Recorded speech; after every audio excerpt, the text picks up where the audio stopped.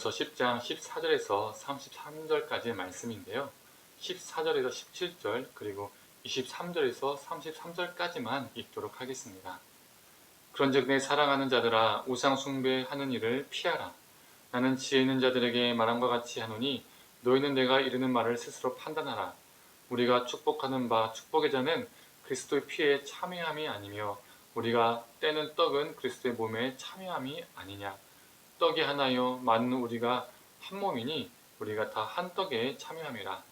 모든 것이 가하나 모든 것이 유익한 것이 아니요 모든 것이 가하나 모든 것이 덕을 세우는 것이 아니니 누구든지 자기의 유익을 구하지 말고 남의 유익을 구하라.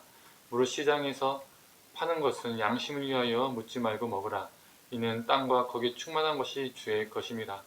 불신자 중 누가 너희를 청할 때에 너희가 가고자 하거든 너희 앞에 차려놓은 것은 무엇이든지 양심을 위하여 묻지 말고 먹으라. 누가 너희에게 이것이 재물이라 말하거든 알게 한 자와 그 양심을 위하여 먹지 말라. 내가 말한 양심은 너희의 것이 아니요 남의 것이니 어찌하여 내 자유가 남의 양심으로 말미암아 판단을 받으리요. 만일 내가 감사함으로 참여하면 어찌하여 내가 감사하는 것에 대하여 비방을 받으리요.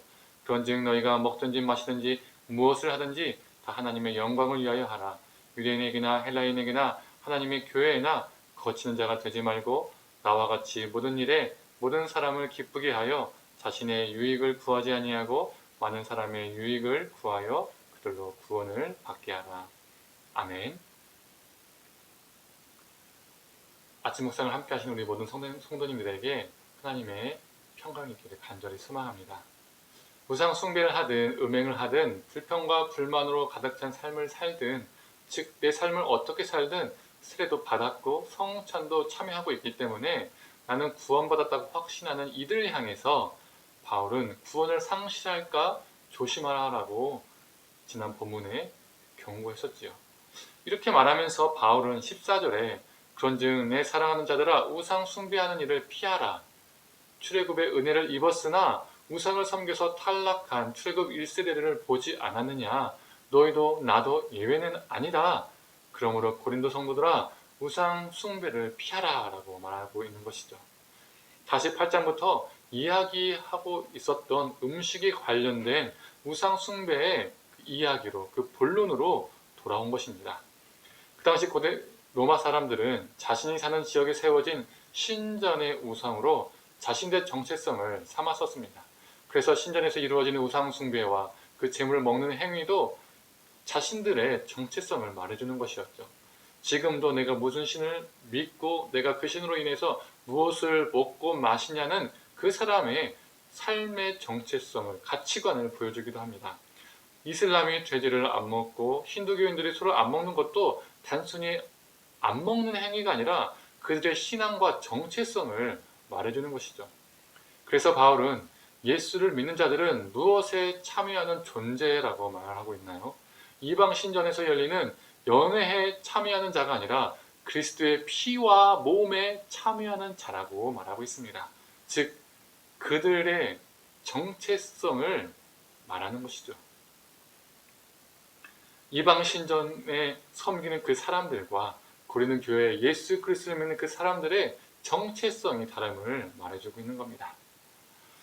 그래서 바울은 주의 잔과 귀신의 잔을 겸하여 마시지 못하고 주의 식탁과 귀신의 식탁에 겸하여 참여하지 못함을 단호하게 말합니다. 즉 이방 신전에서 열리는 연회장에서 나오는 고기를 먹지 말라는 것이죠. 이는 고린도 교회 성도들 가운데 상류층 사람들에게는 상당히 부담을 주는 말이었을 겁니다. 왜 그랬을까요?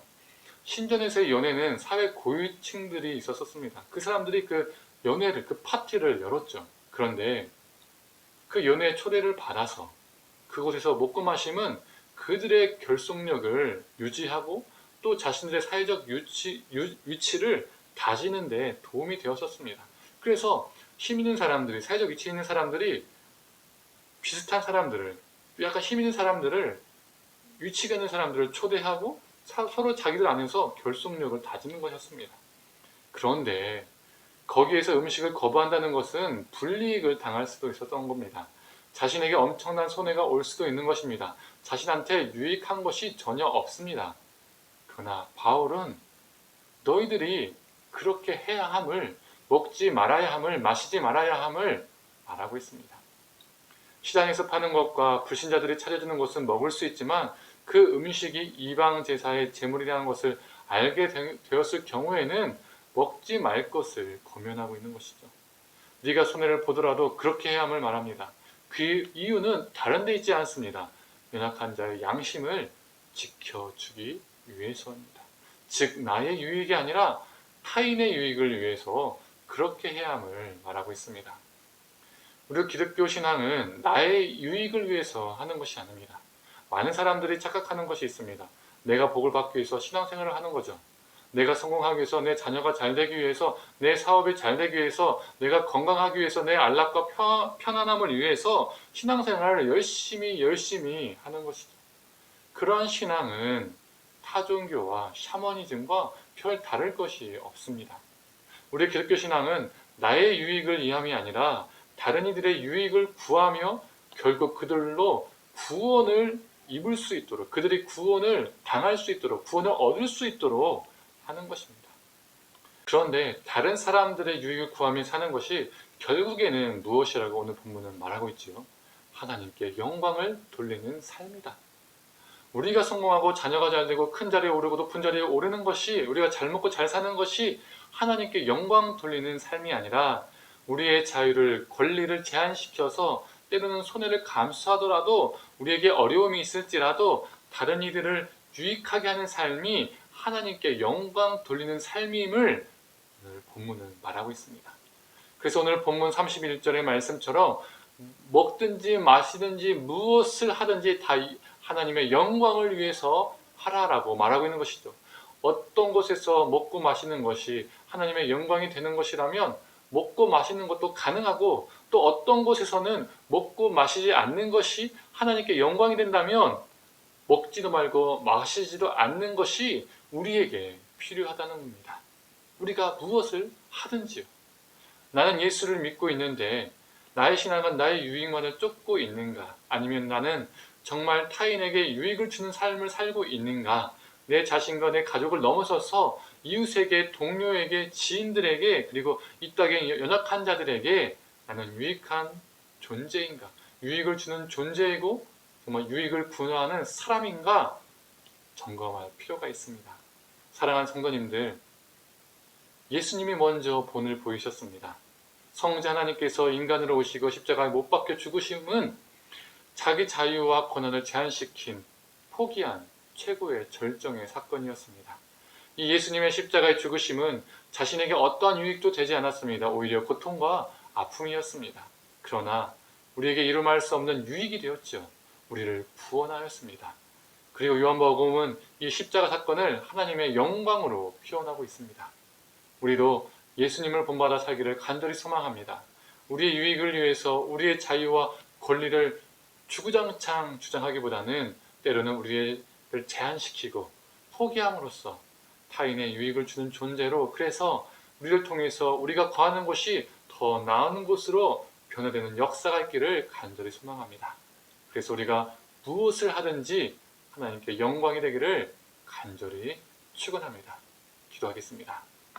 하나님, 내가 어떠한 영역 속에서는 먹고 마심이 하나님께 영광이 된다면 먹고 마시는 존재가 되게 하시고, 또 어떤 곳에서는 먹고 마심이 하나님의 영광을 가리는 것이라면 때로는 나에게 가하나 스스로 가하지 않게 하여서 먹고 마시지 않아서 그 먹고 마시지 않음으로 하나님께 영광을 돌릴 수 있는 존재가 되게 하여 주시옵소서. 하나님, 우리가 무엇을 하든지 아침에 일어나서 그리고 잠을 자는 그 모든 순간까지 하나님, 우리 모든 삶의 순간순간이 우리의 유익을 위해서, 나 자신의 이익을 위해서 사는 것이 아니라 타인의 유익을 위해서 살아가는 존재 되게 하여 주시옵소서. 타인에게 유익을 주어서 그들이 우리 삶을 통하여 하나님을 발견하는 역사가, 구원의 역사가 있게 하여 주시옵소서. 감사드리며 사랑이 많으신 예수님의 이름으로 기도드립니다. 아멘.